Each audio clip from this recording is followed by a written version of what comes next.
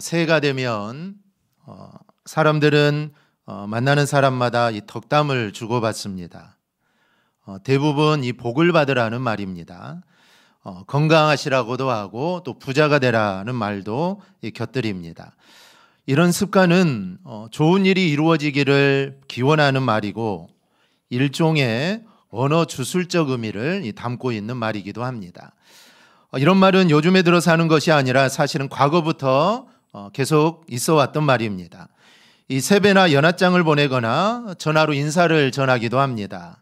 이 고대인들은 언어에 신비한 힘이 있다라고 믿었기 때문에 이 정초 같은 설날에 하는 덕담은 이 주술적인 힘이 있다라고 믿었습니다. 그런데 이런 덕담이나 축복은 사실 성경에도 있습니다. 성경에 보면 하나님이 인간을 창조하시고 이렇게 축복의 말씀을 하시죠. 생육하고 번성하여 땅에 충만하라 이렇게 말씀합니다. 그리고 하나님께서는 모세를 통하여 이스라엘 백성들에게 이렇게 축복을 하고 말씀하시죠. 민수기 6장입니다. 우리 24절에서 26절 우리 함께 보겠습니다. 여호와는 내게 복을 주시고 너를 지키시기를 원하며 여호와는 그의 얼굴을 내게 비추사 은혜 베푸시기를 원하며 여호와는 그 얼굴을 내게로 향하여 드사 평강 주시기를 원하노라 할지니라 하라. 아멘. 그래서 이스라엘 백성들은 모든 복은 하나님께로부터 온다라고 그들은 믿었습니다. 근데 중요한 것은 사람들이 이래 서로 덕담을 나누고 뭐 복을 받아라 아니면 건강해라 이렇게 말을 한다고 해서 사실 그게 이루어지는 것이 아닙니다. 안 하는 것보다는 낫겠죠. 심리적인 면에서도 좋습니다. 그러나 복은 하나님께서 주시는 겁니다. 그렇기 때문에 이 복을 주시는 하나님을 믿고 덕담을 하고 축복을 하느냐 하나님을 믿지 않고 하느냐 사실 이 복의 실제가 다릅니다. 오늘 본문도 출처는 사실 여기에서 나왔다라고 할 수가 있습니다. 오늘 본문은 처음 보는 분에게도 익숙한 말씀이죠. 예배 마지막 순서인 이 축도에서 많이 들어본 말씀입니다. 예배 마지막에 하는 축도가 바로 축도의 원형이 오늘 이 본문의 말씀입니다. 그래서 사도 바울은 사실 누구에게 편지를 보내든 그 편지의 서신 끝에 이런 말씀으로 서신을 늘 마무리합니다.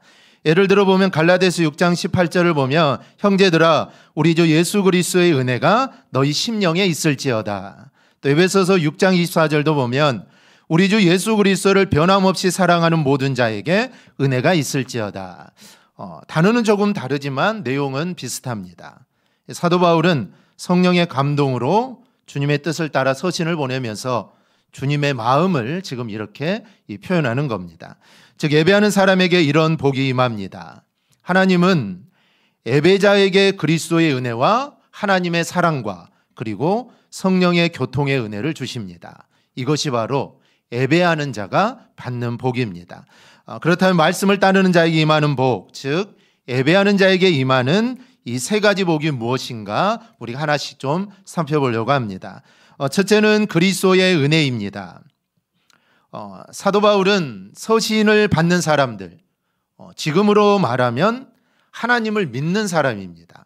그리고 이를 더 좁혀서 이야기하면 예배하는 사람들에게 하나님의 은혜가 임한다라고 말씀을 합니다. 그렇다면 이 은혜가 즉 그리스도의 은혜는 무엇을 말하는가를 우리가 알아야 합니다. 즉 은혜라는 말이 무엇인지부터 알아야 하죠. 은혜의 뜻은 공짜로 베푸는 호의를 은혜라고 합니다. 즉 노력한 것이 없이 수고한 것 없이 받는 것이 은혜입니다. 그런데 성경에서 말하는 은혜는 내가 노력해도 받을 수 없는 것을 받았을 때 그것을 은혜라고 합니다. 여러분 내가 노력해서 얻을 수 있는 게 있죠. 그런데 내가 아무리 노력한다고 해도 도저히 받을 수 없는데 그걸 내가 받을 때 이거를 은혜라고 합니다. 그래서 이 은혜는 하나님께 주시는 것만을 은혜라고 하는 겁니다. 우리는 그 은혜를 받은 사람입니다. 노력에도 받을 수 없는 선물을 받은 자들이죠. 그것이 무엇입니까? 바로 구원입니다. 살아있는 사람은 사실 무언가라도 해볼 수 있습니다. 그런데 사실 죽은 사람은 어떤 것도 할 수가 없죠. 근데 성경은 인간을 죽어 있는 상태다라고 말을 합니다. 에베소서 2장 1절을 보면 그는 허물과 죄로 죽었던 너희를 살리셨도다. 즉 죄와 허물로 죽었던 우리입니다. 이 죽을까 말까, 숨이 넘어갈까 말까 한 상태가 아니라 이미 우리는 완전하게 죽었다는 것이죠. 죽었던 우리들입니다. 근데 3절을 보면 본질상 진노의 자녀였다. 즉 우리는 진노의 자녀고 이미 우리는 죽은 자들입니다. 그게 우리 인간의 현실의 모습이라는 것이죠. 그런 우리가 어떻게 되었습니까? 이어지는 4, 5절을 보면 긍휼이 풍성하신 하나님이 우리를 사랑하신 그 큰 사랑을 인하여 허물로 죽은 우리를 그리스도와 함께 살리셨고 너희는 은혜로 구원을 받은 것이라. 죽었는데 우리를 살렸다는 겁니다. 그리고 그 은혜로 우리는 구원을 받은 겁니다. 그래서 이 구원을 에베소서 2장 8절에서는 하나님의 선물이다라고 말을 합니다. 이 은혜가 은혜 중에 은혜요, 선물 중에 선물인 것은 그리스도께서 우리에게 은혜를 주시려고 당신께서 십자가에 달리셨기 때문입니다. 그래서 이게 은혜 중에 은혜입니다. 즉 그리스도가 주시는 은혜가 최고의 은혜라는 것이죠. 하나님께 주시는 은혜는 사실 구원의 은혜뿐만이 아닙니다. 우리가 누리는 모든 것들이 사실은 다 하나님의 은혜입니다. 내가 먹고 살고 마시며 삶을 영위하는 건 모든 것이 다 그리스도의 은혜입니다. 우리에게 날마다 그리스도의 은혜가 임합니다. 즉 이스라엘 사람들이 광야 생활을 할 때 하나님 아침마다 만나를 주시고 또 저녁에는 고기를 주시고 또 목마를 때마다 물을 주십니다. 낮에는 구름 기둥으로 햇빛을 막아주시고 밤에는 불 기둥으로 추위를 막아주십니다. 하루 종일 걸어도 발이 부르트지 않았습니다. 40년을 입어도 옷이 해지지가 않았죠. 이렇게 하나님을 믿고 따르는 사람에게 먹이시고 입히시고 하나님은 살도록 하신다는 겁니다. 우리도 마찬가지입니다. 우리도 하나님의 은혜로 또 그리스도의 은혜로 우리는 살아감을 믿습니다. 그런데 불신자들은 이 사실을 모릅니다. 그래서 내 힘으로, 자기 힘으로 자기가 살고 있다라고 생각을 하죠. 그래서 그렇게 살다 보니까 마지막으로 가는 것은 지옥입니다. 그리스도의 은혜가 없는 사람의 삶은 이렇습니다. 이거는 사실 살아도 산 게 아니죠. 그러나 우리에게는 그리스도의 은혜가 있습니다. 그래서 하나님을 믿는 사람들은 이 은혜로 사는 사람들입니다. 우리가 말씀에 순종하고 또 예배하는 사람들에게 이런 하나님의 은혜가 임하고 우리 안에 기쁨과 또 감사가 있습니다. 예수님은 우리에게 이렇게 은혜를 주시는 분이십니다. 우리 모두 이 은혜를 풍성히 받아 살아가기를 바랍니다. 하나님의 은혜가 없으면 우리는 살 수 없습니다. 우리가 잘 부르는 찬양, 은혜라는 찬양 가사를 보면 내가 누려왔던 모든 것들이, 내가 지나왔던 모든 시간이, 내가 걸어왔던 모든 순간이 당연한 것 아니라 은혜였어. 즉 모든 것이 은혜라는 겁니다. 내 삶에 사실 당연한 것은 하나도 없다라는 것이죠. 우리의 자녀들, 사랑하는 자녀들이 크고 자라는 거, 사실 아이들이 철이 들기 전에는 자신의 힘으로 살고 그렇게 생각하지만 철이 들면은 이 부모의 은혜를 기억합니다. 즉 내가 산 것은 내가 산 것이 아니라 부모님의 은혜였다라는 것이죠. 그것을 나중에서야 깨닫게 됩니다. 우리는 사실 주님의 은혜 없이는 절대로 우리는 살 수 없는 존재들입니다. 우리가 살면서 내가 주님의 은혜가 없어도 내가 내 힘으로 살 수 있다라고 내가 생각한다면 그 사람은 정말 어리석은 사람입니다. 그런 사람에게는 하나님의 은혜가 절대로 임할 수 없습니다. 내가 부족하고 내가 연약해도 내가 사는 것은 하나님의 은혜다. 하나님의 은혜로 내가 살고 하나님의 은혜가 없으면 나는 살 수 없다. 이렇게 고백할 때 하나님의 은혜가 나에게 임하는 것입니다. 우리 모두 정말 주님의 은혜를 받아 그 은혜로 살아가기를 주님의 이름으로 축복합니다. 둘째는 하나님의 사랑입니다. 본문은 말씀을 따라가는 사람에게 또 예배하는 성도에게 하나님의 사랑이 임한다라고 말씀합니다. 물론 사랑은 세상에도 많습니다. 사람들도 사랑 참 많이 하죠. 그런데 하나님의 사랑은 세상과 세상의 사랑과는 다릅니다. 하나님의 사랑은 무조건적인 사랑이죠. 헬라어로는 아가페라고 합니다. 아가페 외에도 이 사랑이라는 의미를 가진 단어는 많습니다. 친구와 우정을 나타낼 때는 필리아, 가족 간의 사랑을 의미하는 스톨게, 또 이성적인 사랑을 나타낼 때는 에로스라는 단어를 씁니다. 그러나 필리아, 스톨게, 에로스 등의 사랑은 하나님의 사랑과는 근본적으로 다릅니다. 아가페를 제외한 모든 사랑은 이 상호적인 사랑입니다. 즉 관계적인 사랑이죠. 그런데 그리고 아가페 사랑을 제외한 모든 사랑은 변합니다. 여러분, 친구의 사랑도 변하고 가족의 사랑도 변합니다.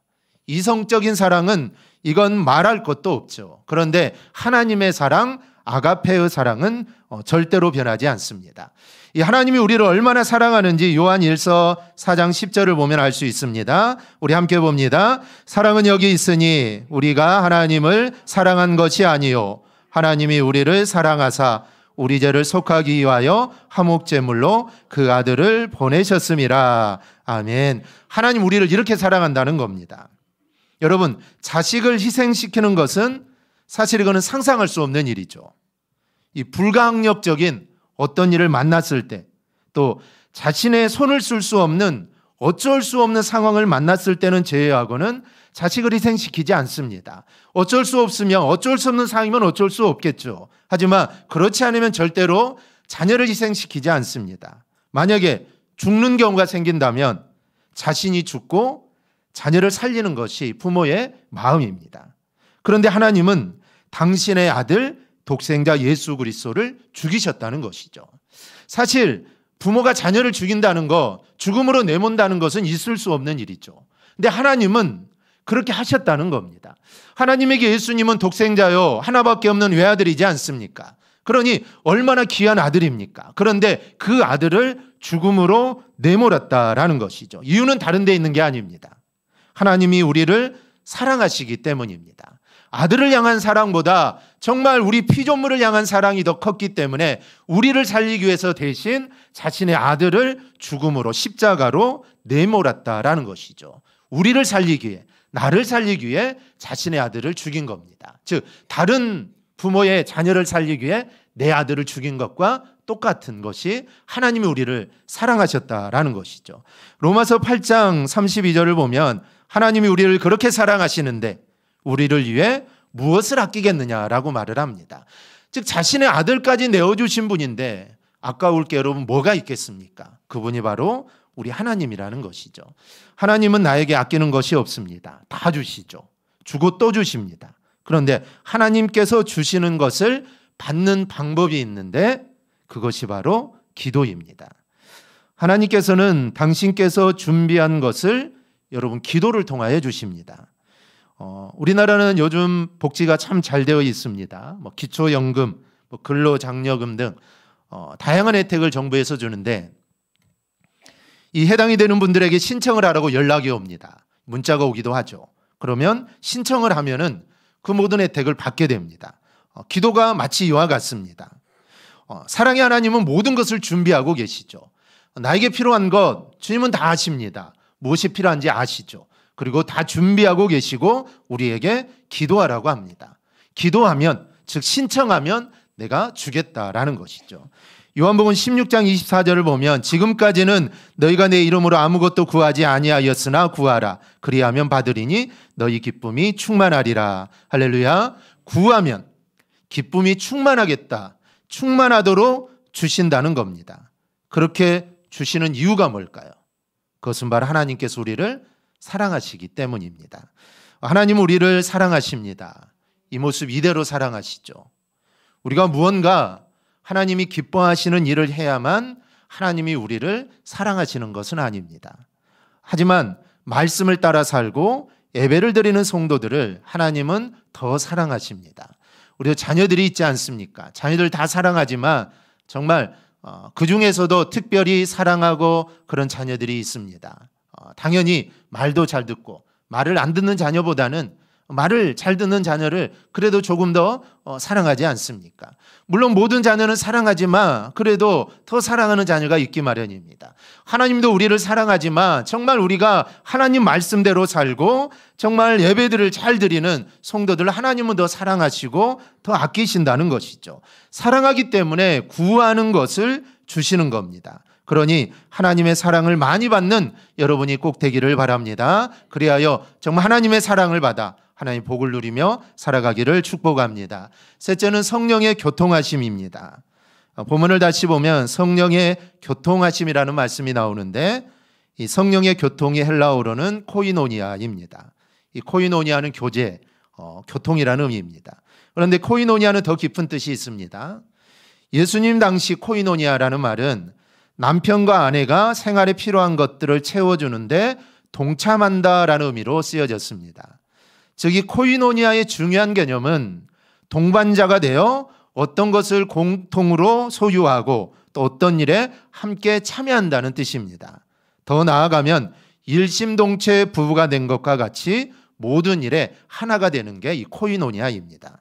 상대가 필요하기 때문이 아니라 내가 상대가 필요하기 때문에 함께 교제하고 함께 교통하는 것이 아니라 나와 하나가 되기 위하여 공동으로 함께하는 게 이게 바로 교제요, 이 교통입니다. 성령의 다른 별명이 보혜사인데 이 말이 헬라어로는 파라클레토스입니다. 그런데 이 뜻을 풀어보면 더 공감이 가죠. 옆에 계셔서 위로하시는 분이 바로 보혜사 성령입니다. 요한복음 14장 16절 17절을 보면 보혜사를 이렇게 소개합니다. 내가 아버지께 구하겠으니 그가 또 다른 보혜사를 너희에게 주사 영원토록 너희와 함께 있게 하리니 그는 진리의 영이라 세상은 능히 그를 받지 못하나니 이는 그를 보지도 못하고 알지도 못함이라. 그러나 너희는 그를 아나니 그는 너희가 함께 거하시며 또 너희 속에 계시겠음이라. 아멘. 그러니까 말씀으로 사는 사람, 또 예배하는 사람, 예배에 참여하는 사람의 보혜사 성령님이 함께 하신다라는 겁니다. 그 성령 하나님이 우리 옆에 계셔서 우리를 위로하시고 우리를 또 격려하시고 우리와 동행해 주실 줄 믿습니다. 여러분, 내가 잘하거나 내가 잘못하거나 따지지 않고 누군가가 내 옆에 서서 내 편을 들어주고 나와 함께하는 거, 여러분 이게 얼마나 큰 힘이 됩니까? 이 살다 보면 때로는 서운하고 때로는 속상할 때가 있습니다. 허전할 때도 있고 또 외로울 때도 있고 힘들고 고통스러울 때도 있습니다. 마음이 상할 때도 있죠. 그런데 보혜사 성령님이 내 옆에 계셔서 나를 위로하십니다. 나를 도와주시고 내 가는 길을 인도하고 지도해 주십니다. 그리고 나에게 지혜를 주십니다. 그러니 여러분 얼마나 나에게 이게 힘이 되겠습니까? 그러면 성령 하나님이 누구에게 그렇게 교통의 은혜를 주십니까? 말씀대로 살려고 애쓰는 사람, 그리고 예배하며 살려고 애쓰는 사람, 그리고 그 예수에서 끝나는 것이 아니라 하나님 앞에 나와 예배하는 그런 사람에게 하나님이 그런 은혜를 부어주십니다. 영국에 여행을 하는 사람들이 방문하는 곳 중에 하나가 런던의 웨스트민스터 교회입니다. 그곳에는 유명한 사람들의 묘가 있습니다. 리빙스턴을 비롯하여 엘리자베스 여왕, 또 음악가, 건축가, 시인, 정치가, 귀족 등 영국의 유명 인사들의 무덤이나 비석들이 그 사원 안을 가득 채우고 있습니다. 일종의 박물관이죠. 그래서 관광객들은 영국에서 런던의 웨스트민스터 교회를 방문을 합니다. 그러나 웨스트민스터 교회가 본래는 그런 목적으로 세워진 것이 아닙니다. 그곳은 하나님을 예배하는 예배당이었습니다. 그런 것이 이제는 영국의 왕이 취임하는 것으로 유명 인사들의 묘지로 이렇게 사용이 됩니다. 이것은 영국의 역사를 보존한다든지 아니면 역사를 계승한다든지 또 관람객들에게 영국의 역사를 알려준다든지 좋은 역할을 하는지도 모릅니다. 그러나 얼마나 많은 사람들이 그 교회 안에 들어가서 살아계신 하나님을 묵상하고 그 하나님의 영광을 느끼며 나올 수 있겠습니까? 사람들은 그 안에 들어가서 자기가 알고 있는 그 유명한 사람들의 묘를 확인하고 싶은 겁니다. 내가 알고 있는 그 사람이 여기에 묻혔구나. 그리고 그 사람을 만나고 싶어 하는 것이죠. 그러나 정작 그 예배당이 세워져서의 역사하신 하나님과는 이거는 무관합니다. 단지 웨스트민스터 교회만이 아니죠. 작은 교회든 큰 교회든 언제나 예배당 안에서 우리가 시선을 두어야 할 가장 중요한 분은 오직 하나님 한 분밖에 없습니다. 그래서 성도는 어디서나 하나님을 인정하고 그 하나님을 바라보며 살아야 합니다. 예배해야 합니다. 그런 사람에게 그리스도의 은혜가 임하고 하나님의 사랑이 임하고 성령의 교통하심이 임합니다. 우리 모두 꼭 이렇게 평생 살아가기를 축복합니다.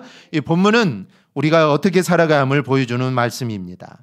우리가 하나님 말씀을 따라 살고 또 예배하며 살아가기를 바랍니다. 그래 하나님의 은혜, 또 하나님의 사랑, 하나님의 교통하심이 우리 안에 임할 수 있기를 바랍니다. 우리가 매주 한 번씩 듣는 말씀입니다. 하나님의 사랑, 또 하나님의 은혜, 예수 그리스도의 사랑, 하나님의 교통하심. 우리가 매일 듣는 말인데 정말 우리가 말씀을 들을 때마다 이 하나님의 은혜가 우리에게 임하고 있구나. 그래서 목회자를 통하여 축복 기도를 통하여 이 축복이 매일매일 나에게 임하고 있구나라는 것을 여러분 기억하시고 말씀을 따라 살고 또 예배하며 살아감으로 하나님의 은혜를 풍성하게 받기를 주님의 이름으로 축원합니다. 아멘. 우리 함께 찬양하겠습니다.